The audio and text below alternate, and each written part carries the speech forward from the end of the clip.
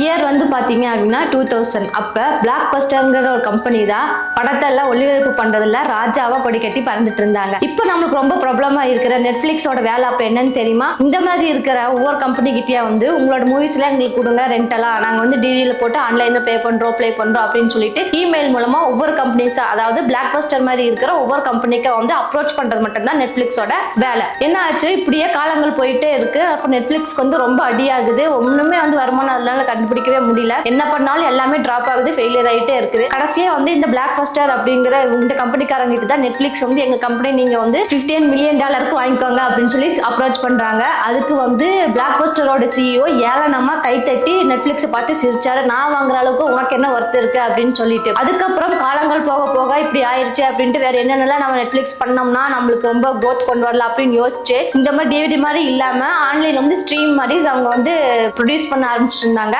அதே 2010 வந்து பாத்தீங்க அப்படின்னா நெட்ஃபிளிக்ஸ் கொடி கட்டி பறக்க ஆரம்பிச்சிருச்சு. அந்த பிளாக் பஸ்டரோட நிலை வந்து திவால் ஆயிடுச்சுன்னு தான் சொல்லணும். அதுக்கப்புறம் என்ன ஆகும், நெட்ஃபிளிக்ஸ் கொடி கட்டி எல்லாத்துலயோட டாப்பா வந்து வந்துட்டு இருக்கு. இப்போ நெட்ஃபிளிக்ஸுக்கும் பிளாக் பஸ்டருக்கும் நடந்த மாதிரி தான் நம்ம ரியல் லைஃப்லயும் நிறைய பேருக்கு நடந்துட்டு இருக்கும். என்னடா நம்ம லைஃப் எப்படி இப்படி போயிட்டு இருக்கு, மாறாதா அப்படின்னு சொல்லிட்டு நம்ம பார்த்துட்டு இருக்கீங்க. நம்மளுக்கே தெரியாம ஒரு சின்னதா ஒரு காத்தடிச்சா போதுங்க, கீழே இருக்கிற நாம டாப்ல போயிருவோம். வாழ்க்கைங்க ஒரு வட்டங்கிறது ப்ரூஃப் ஆயிடுச்சுங்க. நெட்ஃபிளிக்ஸை பார்த்து பிளாக் பஸ்டர் சிரிச்சுது. இப்போ பிளாக் பஸ்டர் பார்த்து யாரெல்லாம் சிரிக்க போறாங்க அப்படிங்கறத மறக்காம கமெண்ட் பண்ணிருங்க.